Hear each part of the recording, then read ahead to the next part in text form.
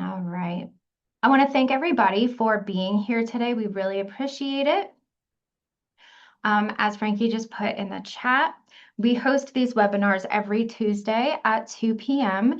You can watch older webinars or sign up for the upcoming webinars all by visiting the link that is in your chat box right now. But today we are very lucky to be joined by Robyn and Jennifer. They're going to be talking about invisible sentences, fetal alcohol syndrome disorder, stigma, and the overlooked connection to incarceration. So Robyn serves as the director of the ARC of New Jersey's Criminal Justice Advocacy Program, or CJAP, with a background dedicated to supporting individuals with severe mental illness and co-occurring diagnosis. Robyn has worked in crisis intervention, partial care, community outreach, and directed New York City's largest supported housing program. Having closely interacted with individuals with disabilities in the community, she observed significant gaps in systemic issues in criminal justice matters, particularly the school-to-prison pipeline. Motivated to address these challenges, Robyn actively seeks opportunities to assist and advocate for individuals affected by these issues. In her current role, she facilitates crucial connections, contributes to publications, conducts statewide trainings, and collaborates with professionals and community leaders to identify and implement best practices for individuals with IDD. Robyn holds a master's degree in counseling psychology, dual degrees in psychiatric rehabilitation psychology, and is currently pursuing a master's degree in social work at Rutgers. Fantastic. We are so lucky to have you here, Robyn. And Jennifer Catalano is a dedicated advocate for individuals with IDD in the criminal justice system, currently pursuing her Doctor of Psychology in Criminology and Justice Studies at the University of Arizona. As a case manager for the ARC of New Jersey's Criminal Justice Advocacy Program, Jennifer collaborates with judges, attorneys, and law enforcement, developing personalized justice plans and leading educational initiatives statewide.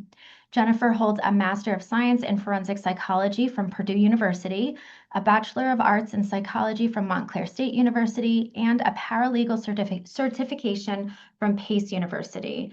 Amazing. You both are just amazing, amazing people. And we are so happy to have you here to talk about this. We have not talked about this topic yet. So thank you again for coming in to speak about this.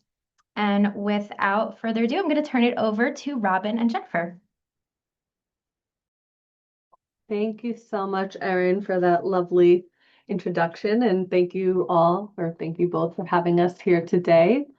So Jennifer and I are very passionate about this topic, and we, of course, appreciate the opportunity to be able to present to you all today. So this particular presentation is one that we used at Princeton University, where it received really strong feedback. So we've been sort of adapting and modifying it since that point. So if anyone has seen similar presentations to this, you may have seen it in one of our previous webinars. But nonetheless, I digress. So I do just want to discuss a little bit about what the Criminal Justice Advocacy Program does. We are a program that is a part of the ARC of New Jersey.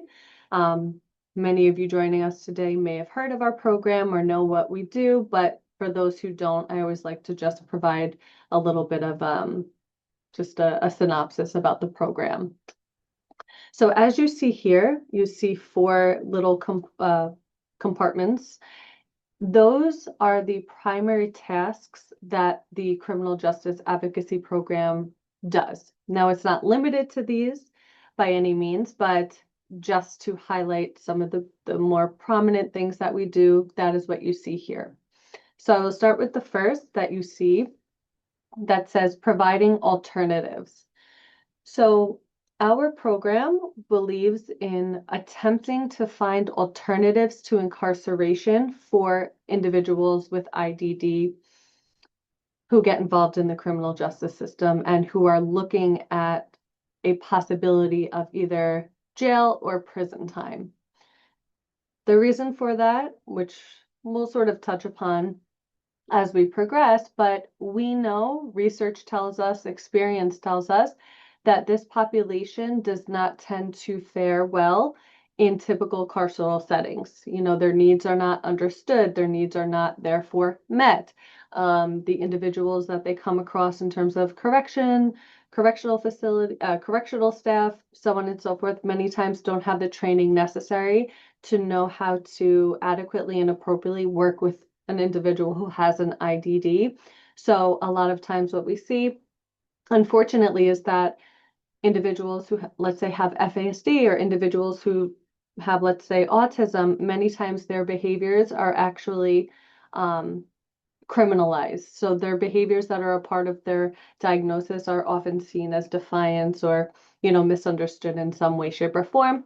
I say all of that to say, with that in mind, we try to prevent our clients from going into those settings that I just discussed, and we try to work with the attorneys with their supports and finding something that is, again, more appropriate for their needs. Sorry, here in New Jersey, unfortunately, and the same goes for many states, there is not an ideal placement for a person who has IDD who gets involved in the criminal legal system. There's just not. So unfortunately, we do have to rely on things like psychiatric hospitals, which, again, not 100% ideal for this population, but the hope is that at least with social workers and psychiatrists and people who understand the diagnosis more will be able to help those individuals more so than, again, a typical carceral setting. Support and advocacy. We support and provide advocacy for our clients really every step of the way. Again, dependent on when we get that individual into our program, it depends what stage in the process they're at, and that will sort of dictate what advocacy we're providing for them. We do find that we're very helpful in the court system. That's sort of our niche, I believe. And some ways that we advocate for our clients in court, let's say, are A, making sure that our clients have accommodations needed before they go to court. So that could look like a lot of different things, but let's say our clients get easily overwhelmed. Knowing that, we might advocate for them to either be seen first on the docket so that they don't have to wait in the courtroom for sometimes 2, 3, 4 hours. Sometimes we'll advocate for them to be seen via Zoom or virtual instead of, going there in person because it's less stimulating. Sometimes we'll advocate for them to be with us in a room until their name is called. That way they don't have to be around all of the external stimuli. So those are just some examples of, like, in court what we might advocate for. But again, it depends where they fall in that process. We do advocate for individuals who are incarcerated, as well as for people who are out of the carceral setting and maybe on, like, parole or probation or something like that as well. Administer trainings. We do provide trainings / presentations across the state of New Jersey and broader than that. Crisis intervention trainings for law enforcement. That's one of our biggest sort of niches. We all watch the news, unfortunately, and we know that individuals with not just IDD, but disabilities in general, mental illness as well, are sometimes victims of, unfortunate crimes against them because of that lack of understanding via the police officer. So what we try to do is work with the police to help them understand specifically how to work with individuals with IDD, how to recognize signs and symptoms, how to de-escalate for the specific population. So things like that. But again, not limited to that. We really try to get our trainings out there to any, agency or any realm that our clients come across. Last but not least, resources.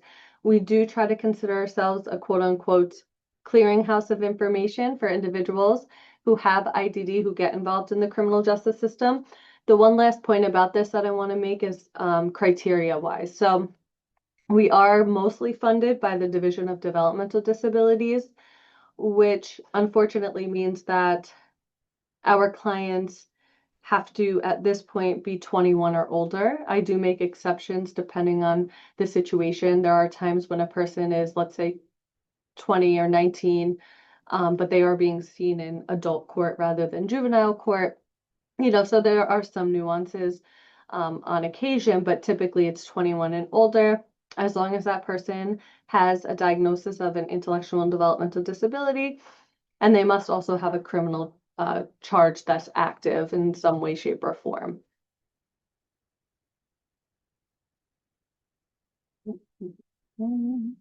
Okay, so in this next section, we're going to be going into the specifics of the diagnosis and the reason why this is often called the invisible disability. So we'll go into sort of the description and the diagnostics of what we're talking about when we talk about fetal alcohol spectrum disorders. So I always like to start it in this way. Imagine being punished your entire life for something that you cannot control. So imagine being seen as defiant.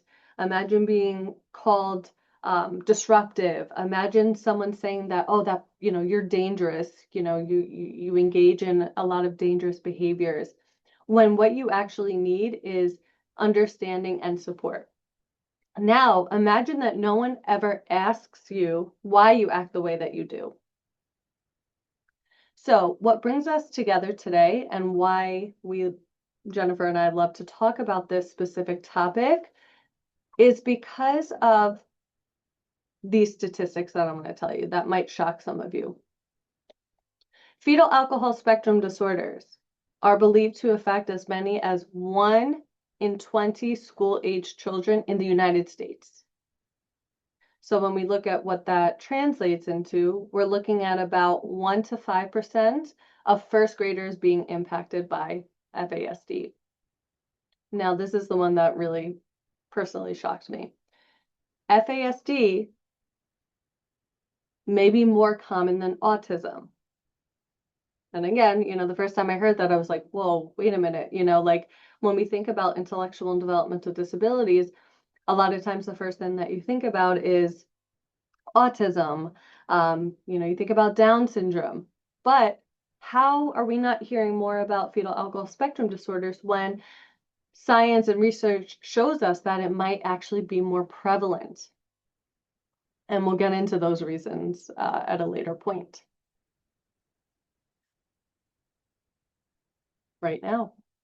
So we're going to now talk about why that is. So one of the most powerful and painful reasons that fetal alcohol spectrum disorders are so often misdiagnosed or sometimes even completely missed leads us to one word: stigma. So FASD is a brain-based lifelong disability that is caused by prenatal alcohol exposure. But what makes it especially complex is that the very people who could help identify and support those who have a diagnosis of FASD, let's say doctors, let's say teachers, social workers, are often influenced themselves by very harmful societal narratives that exist. So when we look at research and what that has told us about this topic, it has identified 4 interconnected types of stigma that is at play when we're talking about fetal alcohol spectrum disorders. So when you look in the middle of the diagram, you'll see public stigma. And this is what we're talking about when we're talking about some of those widespread negative stereotypes that exist out there. So biological mothers are often blamed. Many times they're being judged as being quote unquote bad parents. They're called addicts. Sometimes they're even called criminals. And this stigma is so pervasive that people with more knowledge about FASD sometimes inadvertently increase their judgment towards mothers rather than becoming more empathetic, that one would hope. So self-stigma, and this is at the very top of the diagram that you see. This includes mothers that may internalize that blame, feeling guilt, feeling shame, even when they were misinformed or unaware completely about the risks that exist. So many mothers report that they were told that moderate drinking was actually okay, and this was told to them by friends, family, sometimes even their own doctors while pregnant. And then this self-blame leads them to hide their alcohol use, again, making that diagnosis of their child that much harder. Stigma by association to the left. Adoptive parents and caregivers often feel compelled to disclose their child's adoption to avoid blame. So families face isolation, they face stress, and sometimes they feel even social rejection altogether. And last but not least, you'll see structural stigma. So this is when stigma is embedded in the laws and institutions in which we live. So for example, some public health campaigns that are out there that you may have seen, what they do is that they emphasize risk and blame. So they're telling mothers, they're telling women what not to do, rather than providing supportive strategies to them. What can you do? Who can you turn to? What are some resources? Who can you reach out to? Now, sometimes they do have that, but many times it's conveyed in a light that is very sort of like punitive rather than supportive. In some states, prenatal alcohol exposure is actually classified as child abuse. And these policies discourage honesty and delay that person or that child's diagnosis and then their treatment.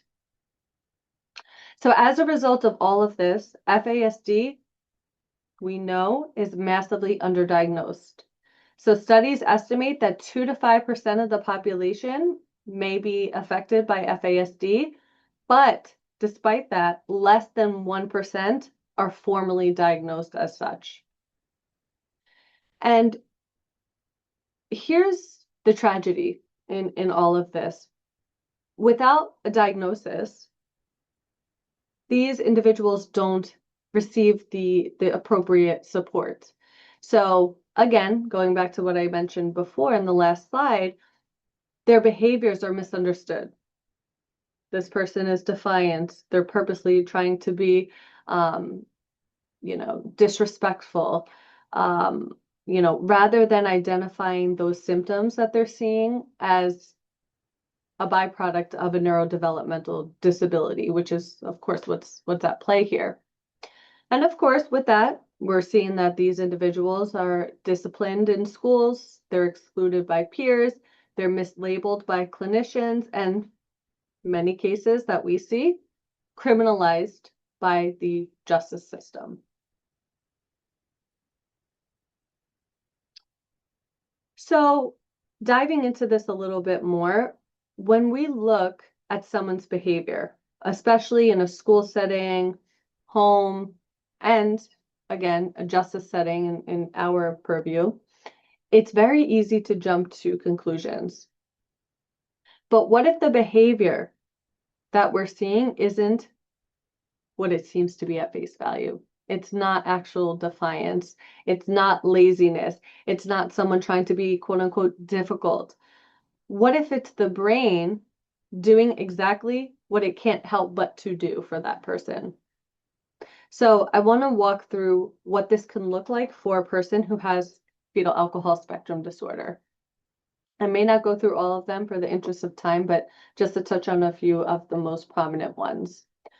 So memory gaps. So ever hear, a kid or someone say, "You never told me that." And you know for a fact, you know that you told that person something. For a person with FASD, that is not them intentionally lying. It's a real FASD symptom. So the brain may have heard the words that were conveyed to them, but couldn't hold on to them. So it's like, in so many words, it's almost like writing or drawing with disappearing ink. So the information fades before it can actually stick in that person's memory. Impulsivity, this is a huge one. This is also what is often labeled as bad behavior. But for someone with FASD, it's almost like their brain has like a weakened pause button, so to speak. So they act before thinking, and then what happens is that they get punished for something that they truly couldn't stop themselves from doing. When we think about our sector in the criminal justice system, I think this one is one of the more prominent: cause and effect deficits. So most of us learn by messing up once. Sometimes we make a mistake twice, but people with FASD struggle to actually connect their actions to consequences. So they keep making the same mistakes, not because they don't care, but because their brain didn't actually record the lesson. Like, oh, I should not do that again because ABC. So in our context, a lot of our clients who have a diagnosis of FASD have been in and out of, unfortunately, the criminal justice system many times for years and years and years and years and years. And oftentimes it's for very similar charges. One that comes to mind is like burglary. Then they might be charged with theft. Then they might be charged with unlawful taking, like some way, shape, or form in terms of a similar type of charge. And it leads back to what I'm saying and talking about here in terms of this cause and effect deficit that that person experiences with consequences and actions. And I guess I'll touch upon language gaps. So for a person with FASD, you may hear that person talk a lot, understand or assume that person's understanding what you're saying and what they're, responding back to you. But sometimes this population may actually repeat things that they've memorized, not really understanding or grasping the meaning of what they're conveying and what they're repeating. So this is actually something called scripted language, and it can mask how much that person is actually struggling to keep up. And this is oftentimes something that individuals with autism also experience as well.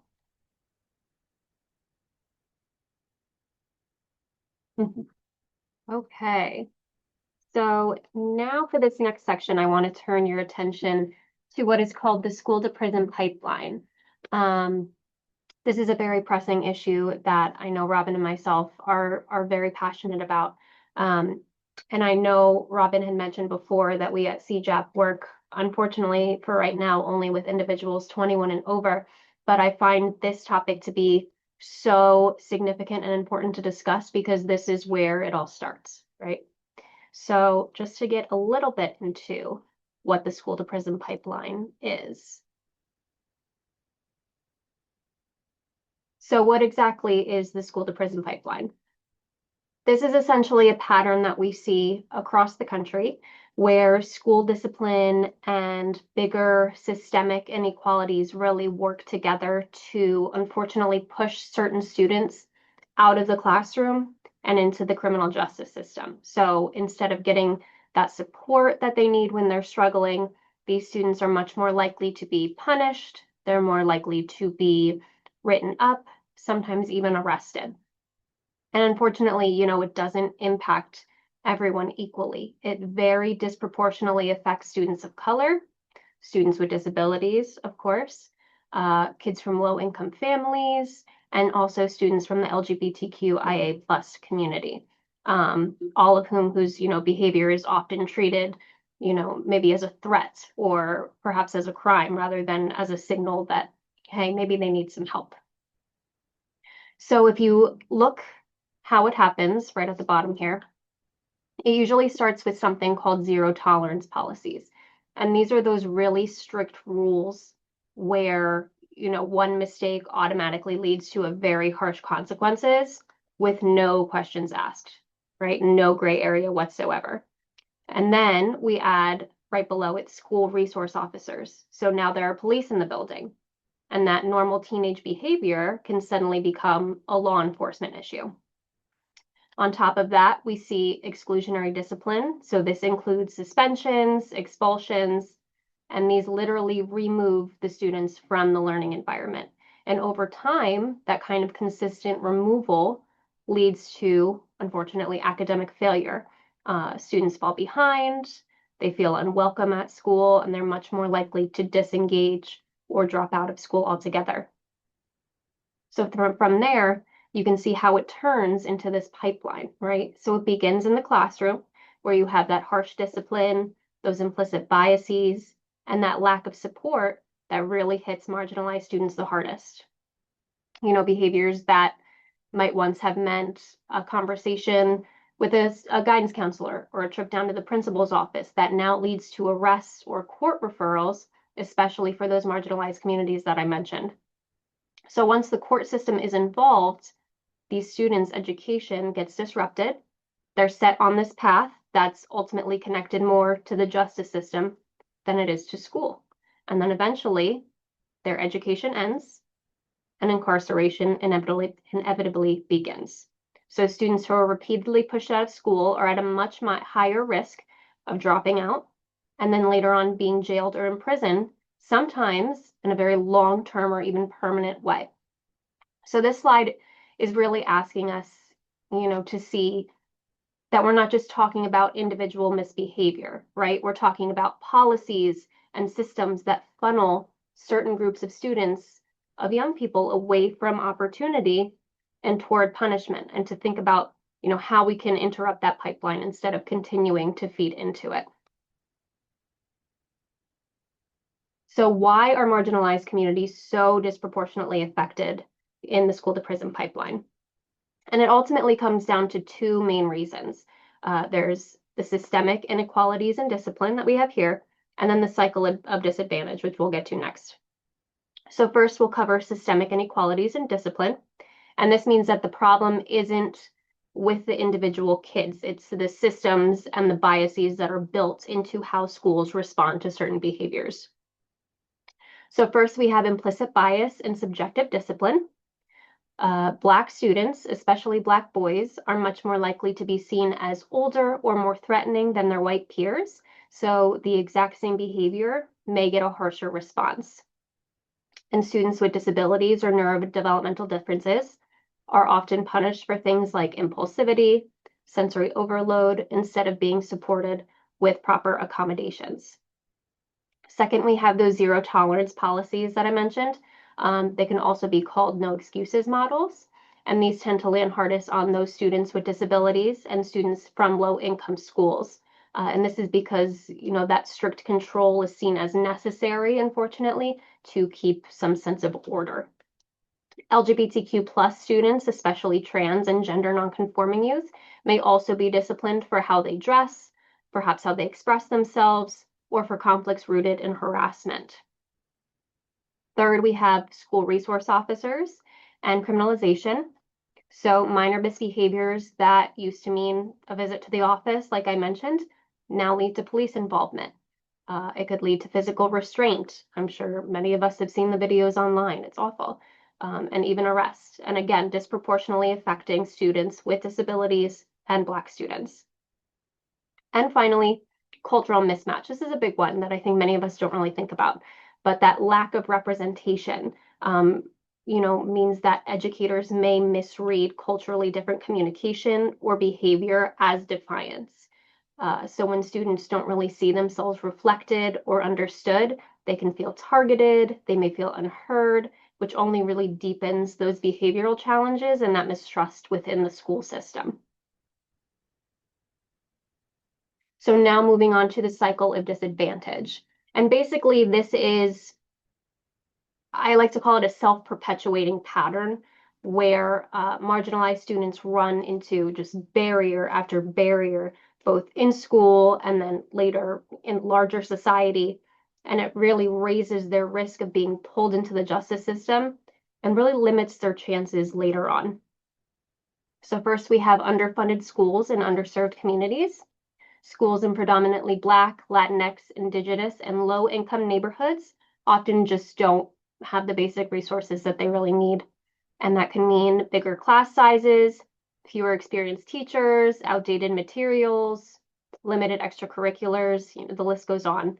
And especially not enough counselors, not enough social workers, mental health staff to really help these kids.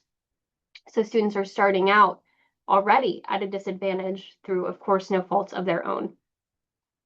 Then on top of that, there's limited access to support services. So marginalized students are much more likely to be underidentified or misdiagnosed, as Robyn said, especially those with FASD, for their learning or behavioral needs. So for example, Black and Latinx students are much less likely to be diagnosed with autism or ADHD until later on, often after their behavior has already been labeled as a problem, right? And students with disabilities may also end up in settings that don't fit their needs and don't provide the right accommodations. Part of this issue is also because systems within the state are often siloed. Individuals with mental health issues and co-occurring developmental disabilities, it's difficult for them to get care if they need it. Finally, we see disproportionate surveillance and punishment. So because of implicit biases and systemic racism, schools serving mostly marginalized students tend to be much more heavily policed. And that leads to higher rates of suspensions, expulsions, and school-based arrests, often for very subjective things, like disrespect or defiance.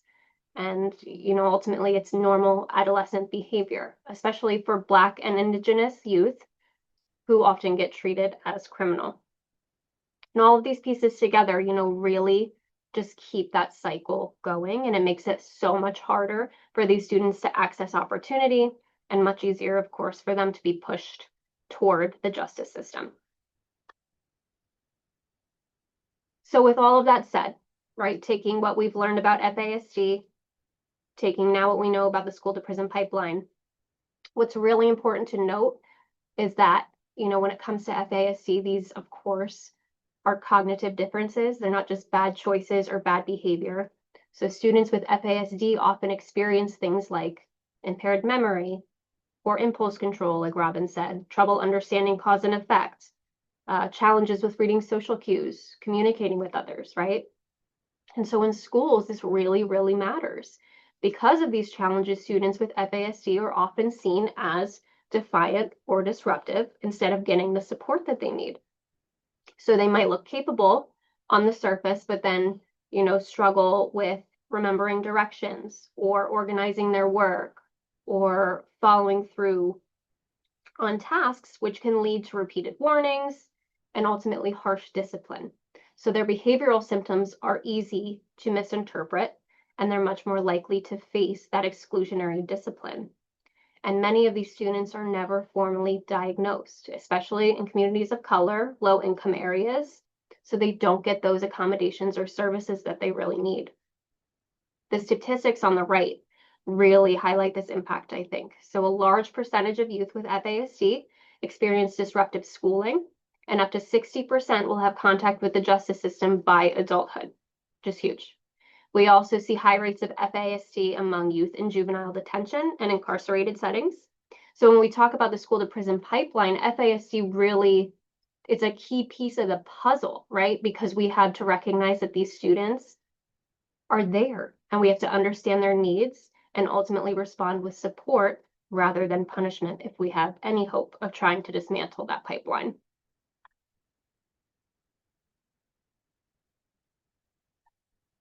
So now we're going to take a brief look at the intersection of FASD and the criminal justice system. This is why we're here today talking about. So when we look closely at who is moving through the criminal justice system, there is a striking pattern that becomes extremely hard to ignore.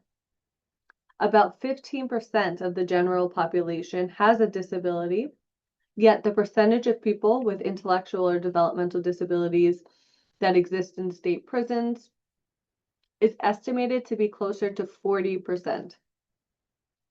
That gap is telling us something. It suggests that our systems, unfortunately, are consistently missing the disabilities that shape how individuals learn, how they process information, and how they make decisions as well.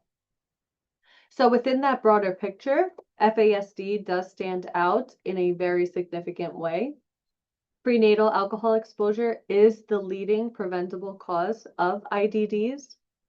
This means that many of the individuals that we encounter across education systems, across general sort of social services, and especially in the criminal justice system, are likely giving or living with the long-term effects of FASD.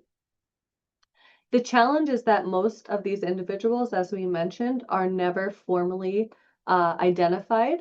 Instead, what we see happening is labeling. So these individuals oftentimes are first labeled with diagnoses that feel more like familiar to professionals. So a lot of times, even what we see in terms of our clients, when we look at their past in terms of diagnostics, we see a lot of times ADHD. Sometimes they'll get diagnosed as just having some sort of learning disability. Or what we also hear and see is that they get described only in terms of their behavior. So when someone has a diagnosis of FASD and no one recognizes it, everything else that follows becomes that much more difficult. Instructions get misunderstood. Probation conditions, let's say that person's on probation, those conditions feel sometimes impossible for that person to navigate, at least on their own. Court dates, they get missed. Not because the person is making a conscious choice to just disregard and say, oh, I'm not making my court date. No, many times it's because of either their memory, their planning, or sometimes even their adaptive skills are somewhat affected by the diagnosis. What actually gets interpreted, though, as defiance or that person being irresponsible is, again, oftentimes a symptom of their neurodevelopmental disability. So this is part of why we see that repeated justice involvement for people who have undiagnosed FASD and sometimes those who are diagnosed with FASD. The system reacts to behaviors without ever seeing the disability behind them. So it becomes a cycle that is not only preventable, but also unnecessary if that person was able to get sort of the intervention that they needed when they needed it early on. So the real question for us is this: how many individuals are we engaging with as professionals, as self-advocates, as, anywhere in our sort of life, who have been misdiagnosed, who have been underdiagnosed, or never diagnosed at all, who are living with FASD? How many opportunities for support have been missed because we were not looking for FASD in the first place? And what might change if the entire system had the tools and the training to recognize the patterns that we now understand more because of research and, again, experience throughout the years? So breaking the cycle. Now that we know what the issue is, what's going on for many individuals with FASD, how do we address the issue? What can we do to transform or help to transform the systems that unfortunately contribute to the pipeline that Jen discussed previously? I'm going to go through these quickly. We have 5 key strategies here that, when implemented together, we believe can create real, actual change, especially for individuals, students with FASD.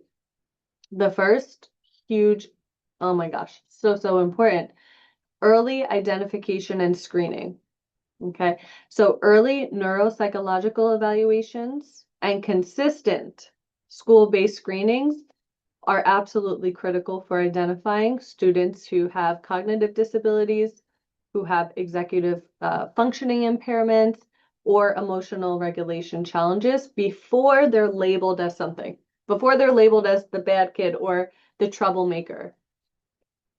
Early identification allows schools to develop behavior intervention plans to offer appropriate counseling, appropriate therapy, and provide very strategic and targeted accommodations for that individual.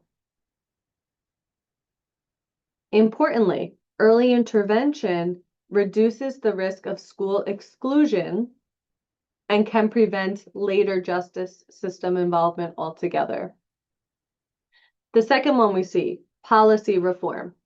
So as Jennifer touched on before, zero tolerance policies, again, while they were created initially, designed, with safety in mind, they often end up creating more harm by removing the most vulnerable students from the classroom for very minor and usually nonviolent infractions that occur. So replacing those zero tolerance policies with something like restorative justice practices, this would allow students to repair harm, build back relationships that they may have damaged or that were damaged, and remain engaged in their education. That's most important.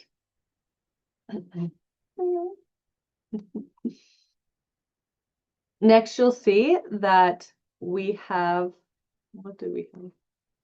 Neurodiverse friendly classrooms.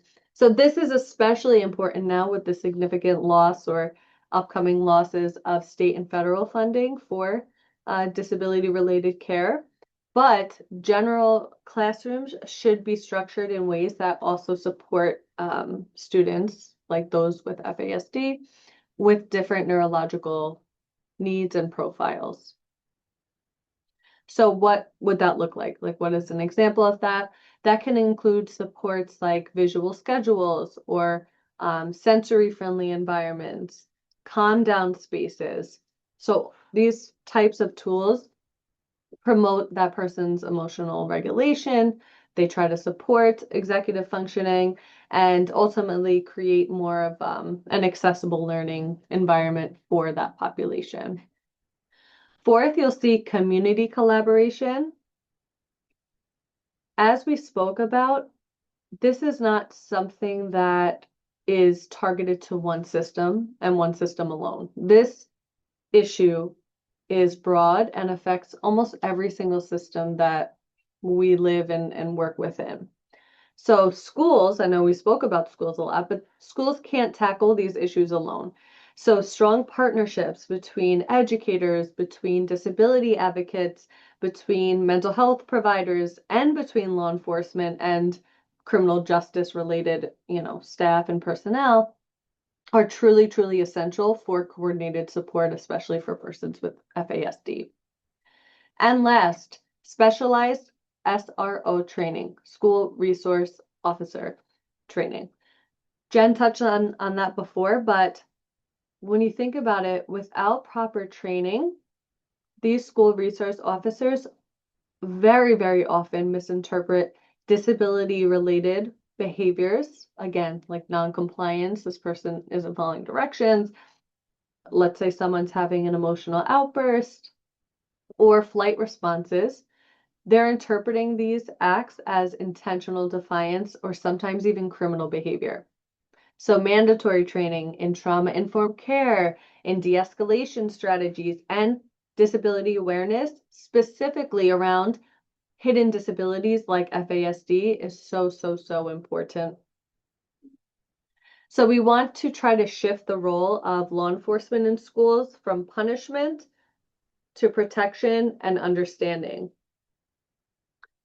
And finally, I really feel that the message that you see at the bottom of this slide really sums it up and says it best.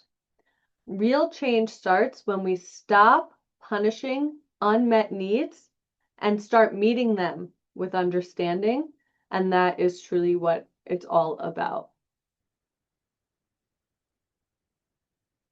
So as we transition from awareness to action, let's focus on how we can support youth, even adults, with FASD effectively.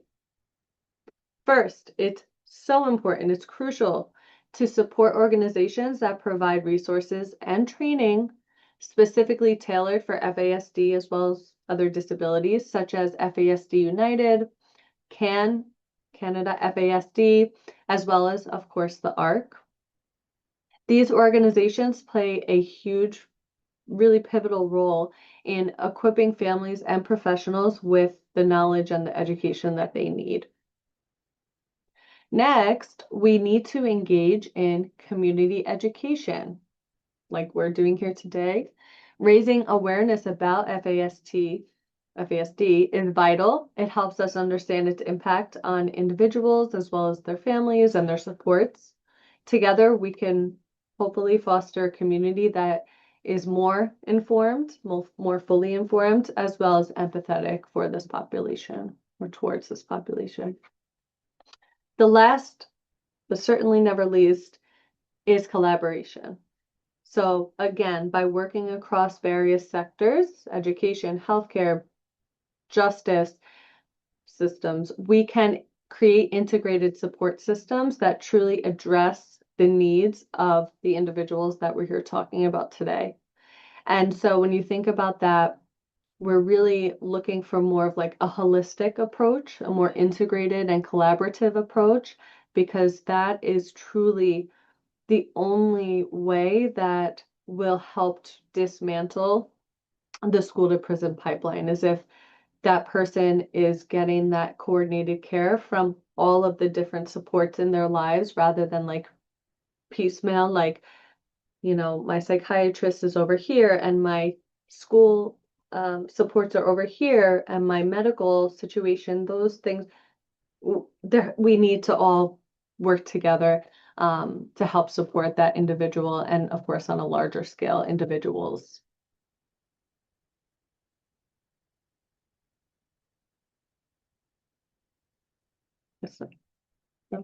Oh, thank you.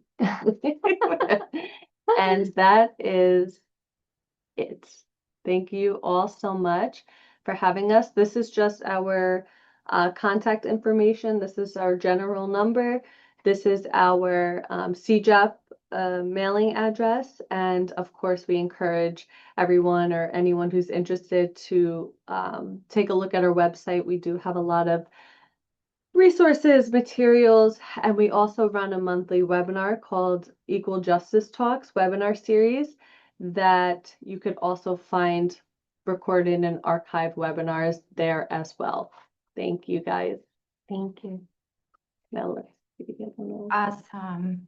So thank you so much, Robyn and Jennifer. That was, I know it's a lot of information, but we really appreciate you bringing it and explaining it in such an understandable way as well. If there are any questions, please feel free to put them in the Q&A box or in the chat box, and we can get back to you. If you are like me and you think of all the questions after the webinar is over, you do have Robyn's email at cjap@arcnj.org, or you have our information as well, Frankie or mine. We'll put that in the chat as well. Feel free to reach out to us with your questions or whatever information you might need from Robyn and Jennifer. But again, thank you all so much for attending today. Thank you, Robyn and Jennifer, for presenting. And I hope everybody has a fantastic rest of your Tuesday. Thank you. Thank everybody. Bye.